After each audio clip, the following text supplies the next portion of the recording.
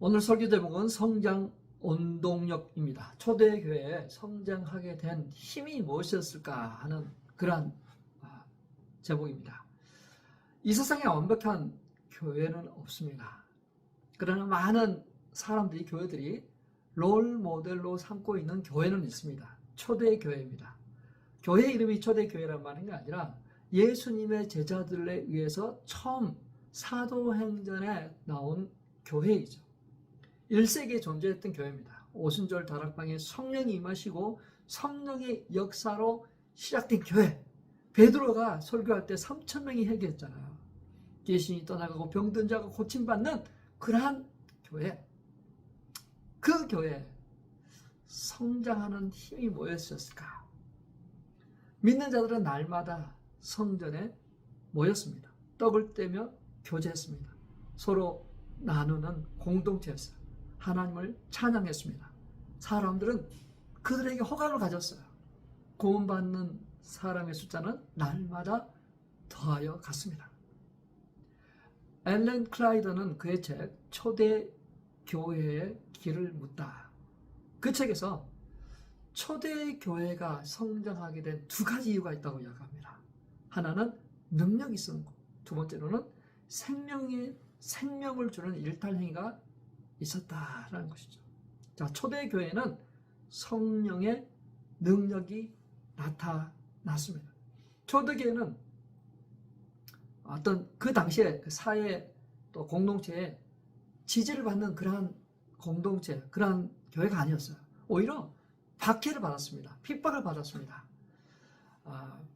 한 인물을 통해서 우리가 좀 설명을 할 수 있는데요. 신약 성경을 13개나 쓴 사도 바울. 그는 회심하기 전에는 유대교 신자였어요.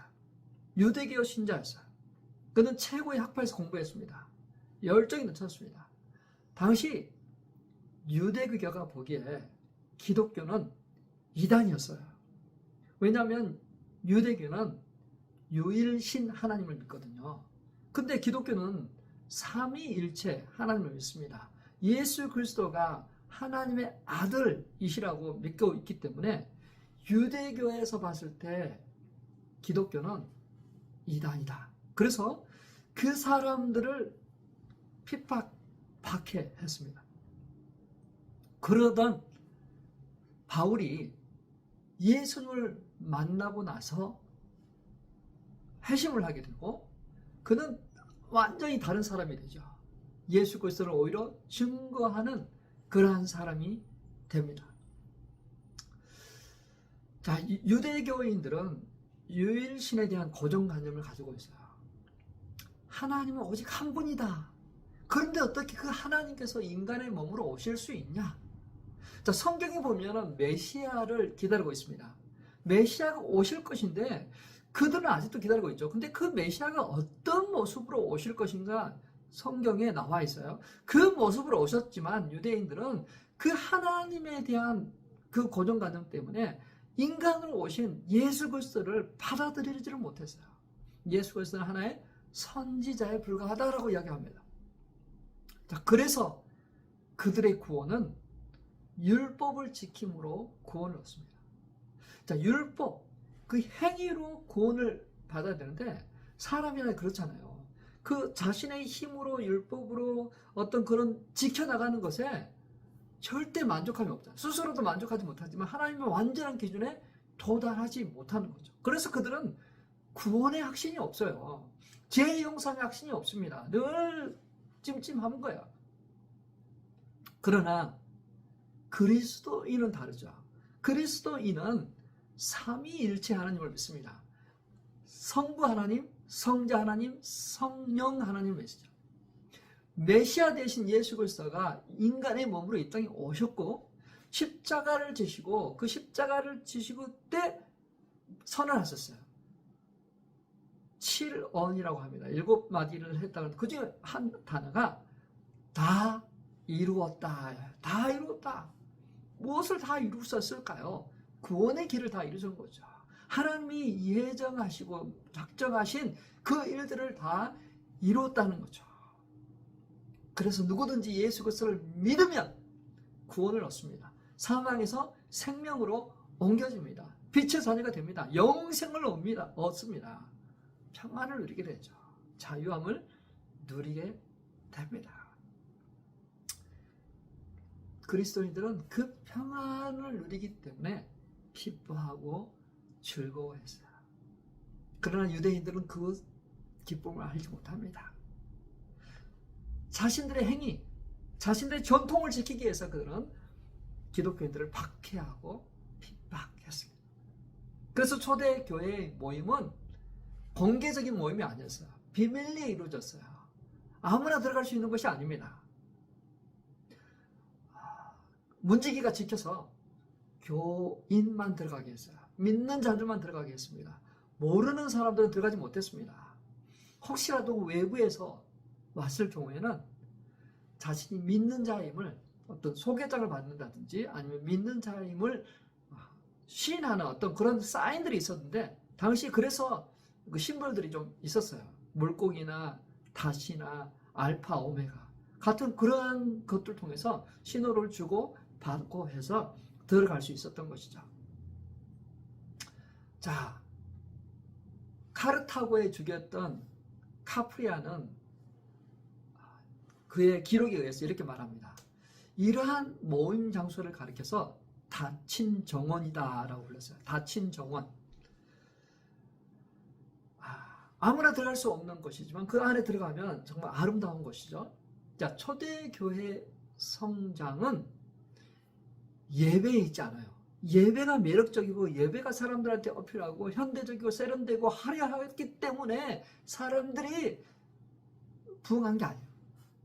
초대교회의 예배는 사람들을 모으기 위한 것이 아니었어요. 오히려 비공개적인 그러한 모임, 장소, 그 닫힌 문 안에, 그 안에서 이루어지는 그러한 것들이었어요. 그래서 사람들은 생각해 봤습니다. 아니, 들어가고 싶어도 들어갈 수가 없잖아요. 그러니까 상상만 할 수 있는 거죠. 도대체 무슨 일이 그 안에 일어날까? 성찬식은 예수님께서 친히 제정하신 것이죠. 돌아가시기 전에, 죽이시기 전날 밤에 예수님께서 직접 성찬식을 행하셨어요. 떡을 떼고 포도주를 나눴습니다.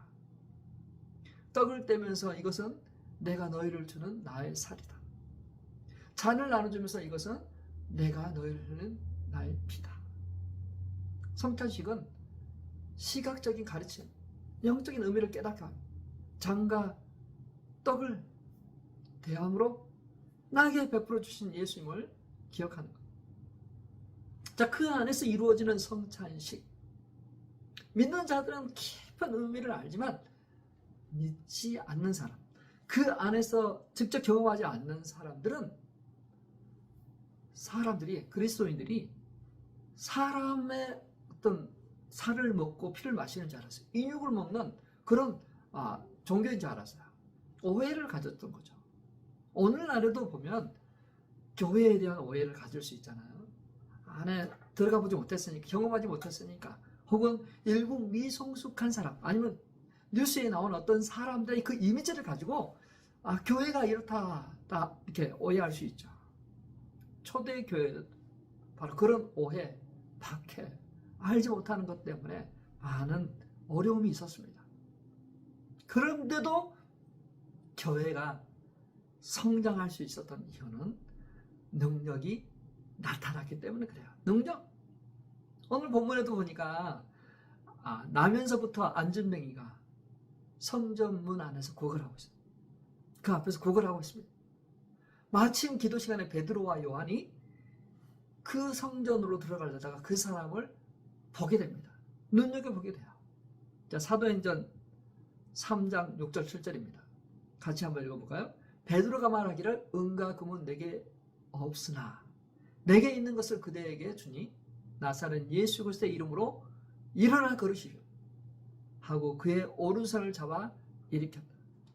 그는 즉시 다리와 발목에 힘을 얻어서 벌떡 일어나 걸었습니다.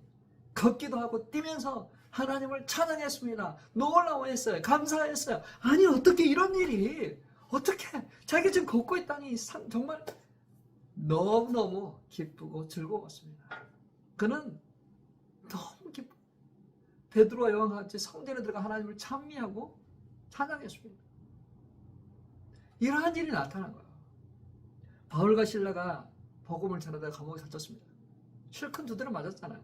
근데 한밤중에 일어나서 찬미합니다. 기도합니다. 제수도 들어요. 지진하고 감옥 문이 열려요. 간수장은 그들이 다 도망간 줄 알고 자결 하려고 했습니다. 그 당시 법에 의하면 제수들이 도망가면 대신 간수가 처벌을 받아야 돼요. 그래서 자결을 하려고 했던 거예요. 그러나 바울이 도망가지 않는 사실을 알고 그는 바울에게 묻습니다. 형제들아, 내가 어찌할꼬? 주 예수를 믿으라. 그래야만 너와 내 가정이 구원을 얻으리라. 이러한 능력이 나타났습니다. 퍼피투아라는 귀족 여인은 AD 200년에 아프리카 그리스도인과 함께한 순교한 여인인데 그녀의 순교와 관련된 글에 이런 내용이 나옵니다. 간수들이 우리에게 존경을 표하기 시작했다. 그들은 우리가 우리 안에 대단한 능력을 갖추고 있음을 알게 되었다. 참으로 역설적이잖아요. 아니 지금 죽어가는 갇혀있는 그러한 죄수들이잖아요. 그런데 그들을 보고 간수들이 대단한 능력이 있는 걸 알고 존경을 표했다는 거죠. 어떻게 그렇게 할 수 있을까? 그들 안에 엄청난 능력이 있다는 것을 그들은 알고 있었던 것이죠. 그게 저들뿐만 아니라 우리 주변에서도 쉽게 접할 수 있는 그러한 간증들이 있습니다. 예수를 잘 믿는 싱글분이 결혼을 했습니다. 근데 남편분의 가정은 예수를 믿지 않아요. 시어머니는 해마다 새해가 되면 이 점을 봅니다. 운세를 보고 가족들을 다 하나하나 이렇게 봐줘요. 근데 가족들 운세를 보면 뭐 차 조심해라, 동쪽으로 가지 마라, 이런저런 막 운세들이 많은데 믿는 며느리는 점장이가 이야기하는 거예요. 이 집의 며느리는 폭동이다, 잘 된다. 그렇게 나오니까 인정이 받는 거죠.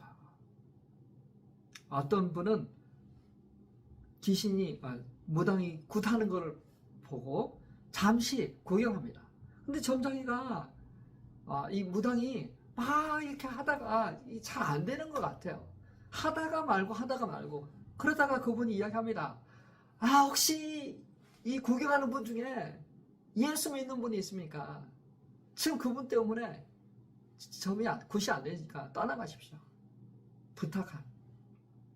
자, 이렇게 하나님을 제대로 믿는 사람에게는 알 수 없는 힘이 있어요. 영적인 세계에서도 레벨이 있잖아요.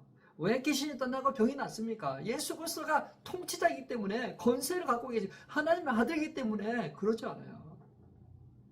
자, 그분이 나를 지켜준다면 얼마나 든든할까요?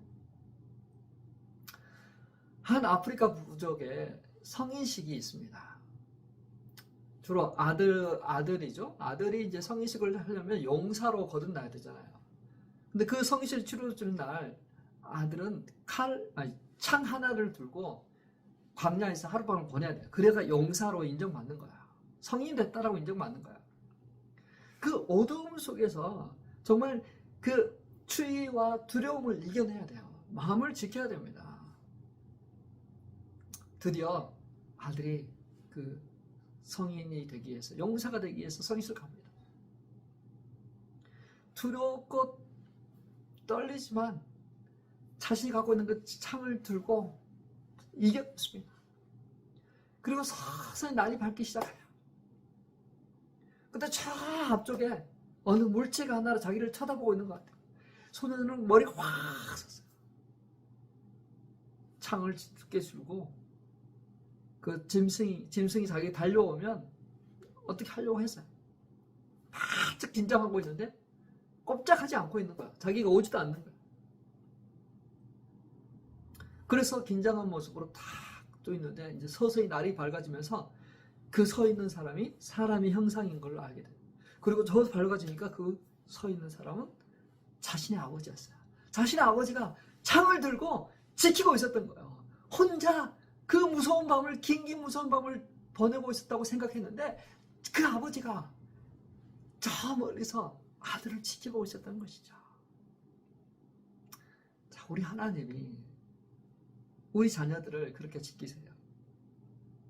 독생자를 주시니까 어찌 그 모든 것을 너에게 주지 아니하시겠냐. 우리 하나님께서 졸지도 않고 주무시지도 않고 우리를 지키시고 보호하십니다. 때론 고난을 통과하기도 하게 하세요. 어려움의 상황들을 그냥 버려두세요. 그렇지만 보고 계세요. 그거 함께하고 계세요. 영원히 너희와 함께하리라. 주님께서 우리와 함께 하십니다. 믿으십니까?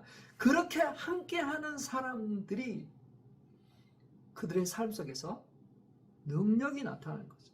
하나님의 보호가 나타나는 거죠. 하나님의 역사가 나타나는 거죠. 그들에게 능력이 있었던 것이죠. 만약 우리가 예수 그리스도를 믿는다면, 제대로 믿고 있는다면 우리에게도 그러한 능력이 나타날 것입니다. 우리에게도 그러한 하나님의 역사와 인도가 나타날 것입니다.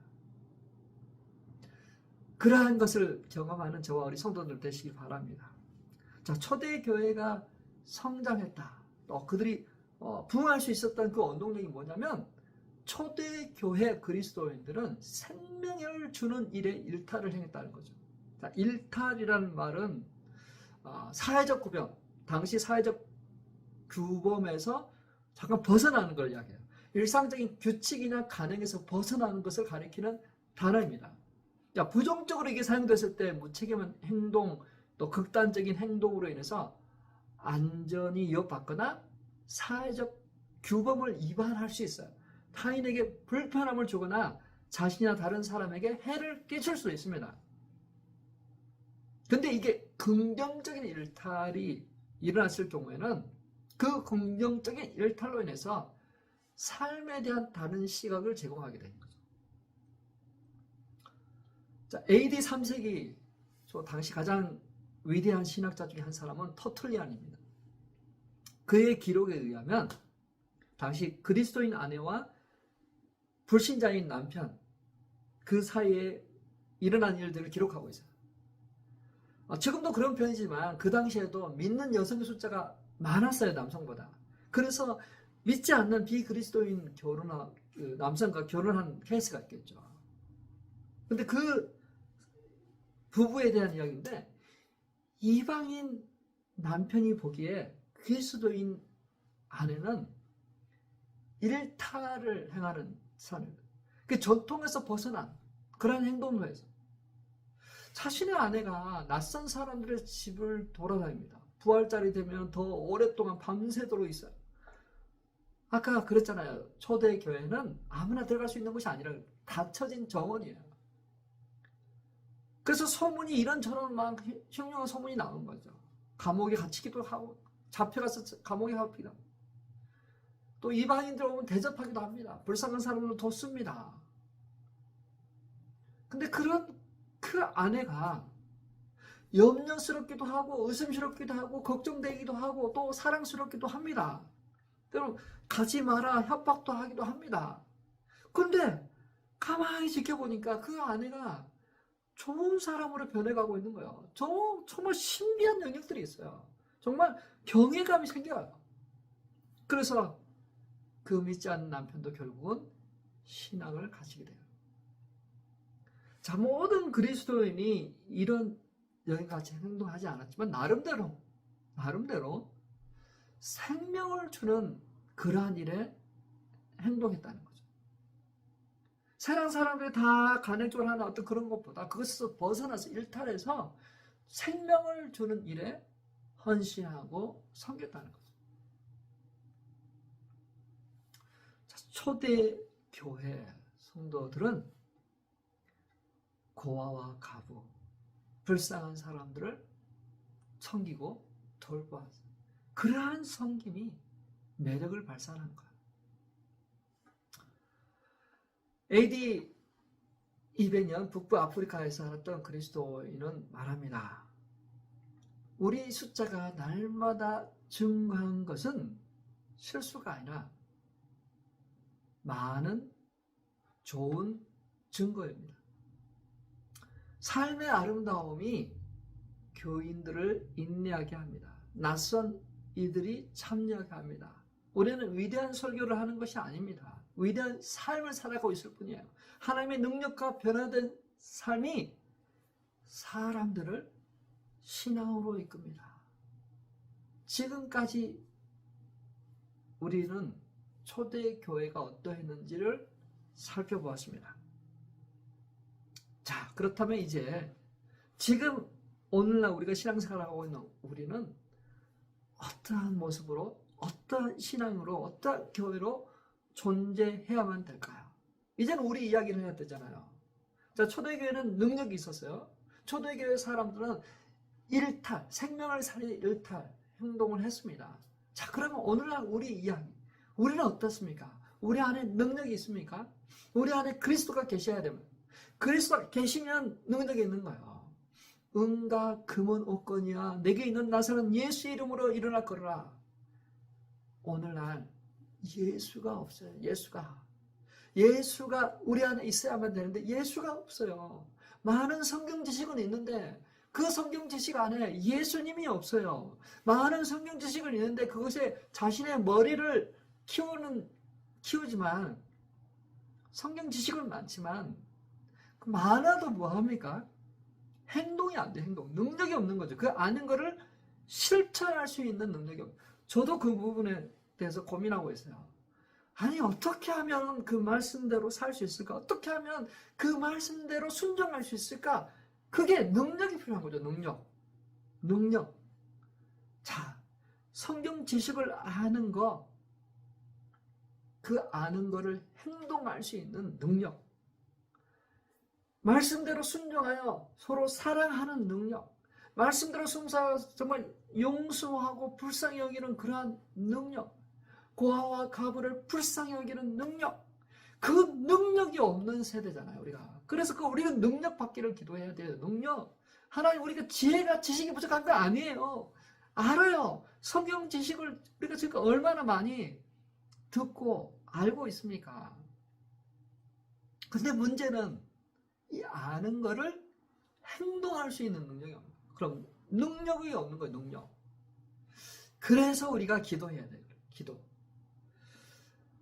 하나님이 주시는 능력을 받기까지 기도의 자리에 머물러 있기를 바랍니다. 오순절 단합에서 기도한 성도들 같이 우리 하나님 능력을 주십시오. 오직 성령을 주십시오. 성령이 우리한테 임하시어서 성령의 충만함을 얻으면 우리가 그 능력을 가지고 우리의 일상생활 속에서 그 능력을 발휘하게 될 것입니다. 초자연적인 능력, 귀신을 쫓아내고 병든 자를 고치는 그런 능력도 필요하지만 일상생활 속에서 우리가 보통 사람들과 다른 삶을 살 수 있는 그러한 능력, 이러한 능력이 있어야 되는 거죠. 사랑하는 성도 여러분, 오늘 이 시대에 많은 교회가 있잖아요. 많은 성도들이 있습니다. 근데 누가 사람들에게 영향력을 주고 누가 사람들을 주님께로 인도해 나가는 그런 생명 있는 삶을 살아갈 수 있을까요? 우리 안에 예수님께서 계시고 우리 안에 예수님의 그 역사가 나타나는 그러한 성도들이지 않을까요? 그러한 교회를 통해서 나타나지 않을까요? 사랑하는 성도 여러분, 우리 예수 마을 교회, 또 우리 지금 온라인에서 이 설교를 듣는 우리 성도님, 초대교회가 가지고 있는 원동력, 힘, 내 안에, 우리 안에도 있기를 바랍니다. 능력이 나타나는, 경건의 모양은 있으나 경건의 능력이 없는 그러한 세대에서 다시 한번 능력을 구할 수 있는 저와 우리 성도님 되시길 바랍니다. 하나님, 내가 아는 거는 많은데, 지식은 많은데 행할 수 있는 능력이 없습니다. 순종할 수 있는 능력이 없습니다. 그렇게 살아가는 그러한 능력이 없습니다. 주님, 능력을 주십시오. 주님, 능력을 주십시오. 그러한 삶을 살아갈 수 있는 능력을 주십시오. 내 힘으로 되지 않으면 누구로 되지 않냐고 오직 나의 신으로 되느니라. 성령님의 힘, 성령님께서 우리 안에 역사하시도록 내어드리는 그러한 삶이 있어야 되겠어요. 그러기 위해서 우리가 다시 기도의 자리로 나갔으면 좋겠습니다. 그러기 위해서 우리가 순종의 자리로 나갔으면 좋겠습니다. 하나님께서 우리 안에 행하시도록 우리의 삶을 오픈하고 내어드리는 그러한 삶이 있었으면 좋겠습니다. 전통적이고 또 매너리즘에 빠진 그러한 습관적인 그러한 신앙, 그것이 아니라 하나님 내 안에 역사하십시오. 하나님 내 안에 역사하십시오. 주의 것입니다. 주님의 것입니다. 주님의 능력이 우리의 삶을 통하여, 사역을 통하여, 성김을 통하여 흘러가기를 원합니다. 주여 흘러가기를 원합니다. 주여 순종하는 그러한 마음을 주십시오. 기도하며 사모하는 나감 저와 우리 성도님 되시길 주의 이름으로 축원합니다. 초대교회, 신약교회를 꿈꾸면서 우리 같이 한번 신앙생활 해봤으면 좋겠습니다. 같이 꿈을 꿨으면 좋겠어요. 우리 교회가 그렇게 한번 만들어보자. 그러한 마음을 가지고 함께 할 수 있었으면 좋겠습니다. 기도하겠습니다. 하나님 아버지, 진실로 원합니다. 소망합니다. 초대교회 원동력은 능력이 나타난 것이고 우리의 생명을 살리는 그런 일탈적인 행동이 있었기 때문입니다. 하나님, 나도, 우리도, 우리 교회도 그러한 삶을 살기를 원합니다. 능력이 나타나 생명을 살리는 그러한 수고와 섬김 있길 원합니다. 주여 역사하여 주십시오. 주여 잠든 우리의 영혼을 깨워 주십시오. 주여 우리가 기도의 자리로 나가게 하소서. 다시 한번 기도의 힘을 공급받게 하시고 우리 성령님으로부터 위에서부터 내려오는 그러한 힘 공급받아 살아나게 해주시고 이 시대를 이끌어가는 그러한 그리스도인 되게 해 주십시오. 그렇게 행하시고 역사하실 주님께 우리의 삶을 드립니다. 이제 음성을 듣고 우리가 그분께 순종하는 그러한 삶을 살기를 작정하오니 이 시간 임재하여 주시고 역사하여 주옵소서. 예수 그리스도의 이름으로 기도 올려옵나이다. 아멘. 아멘. 우리가 정말 주님이 원하시는 그런 교회 만들어 가길 소망합니다. 승리하십시오.